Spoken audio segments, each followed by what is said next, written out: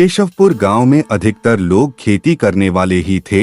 पूरे गांव में सिर्फ 2 ही कुएं थे जिनसे लोगों को पानी मिलता था। कुछ समय बाद गांव का एक कुआं पूरी तरह सूख गया। अब पूरे गांव के लोग पानी की जरूरत के लिए एक ही कुएं पर निर्भर थे। दूसरे कुएं से पानी भरते भरते लोगों को लगा कि कुएं में कोई भूत रहता है।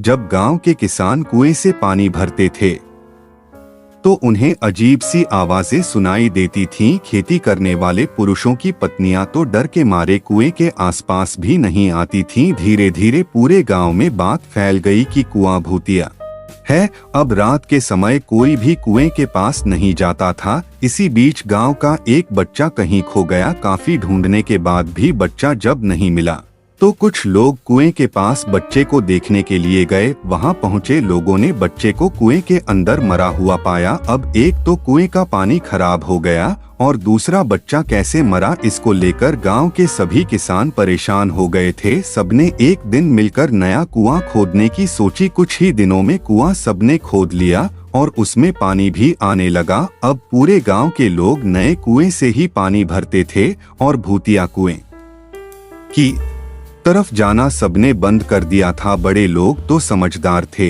इसलिए कुएं के आसपास नहीं जाते थे, लेकिन बच्चे वहां अक्सर खेलने के लिए पहुंच जाते थे। एक दिन 4-5 बच्चे भूतिया कुएं के पास खेल रहे थे। तभी एक बच्चा कुएं में गिर गया। उसके चीखने की आवाज सुनकर पूरे गांव वाले दौड़ते हुए भूतिया कुएं के पास पहुंचे। उन्होंने कुएं के अंदर देखा तो बच्चा मरा हुआ दिखा। सबने उस बच्चे के साथ खेल रहे दूसरे बच्चों से पूछा आखिर क्या हुआ था। बच्चों ने कहा वो खेलते खेलते पानी को देखने गया और अचानक कुएं में गिर पड़ा। इस हादसे बाद गांव वालों ने तुरंत एक तांत्रिक को जाकर कुएं के पास बुलाया। वहां पहुंचकर तांत्रिक ने बहुत सारे मंत्र पढ़े, जिसे सुनकर भूत सबके सामने आ गया। तांत्रिक ने अपनी विद्या का इस्तेमाल करके उस कुएं को छोड़कर जाने के लिए कहा। भूत ने तांत्रिक की बात को मानने से इनकार कर दिया। तांत्रिक ने पूछा तुम क्यों नहीं जाओगे, यहाँ आकर बच्चे मर रहे हैं, इसलिए तुम्हें जाना ही होगा। भूत ने जवाब दिया इस कुएं में सालों से मेरा पूरा खानदान रहता आ रहा है, मैं यहाँ से बिल्कुल नहीं जाऊंगा। इतना कहकर भूत कुएं के अंदर चला गया।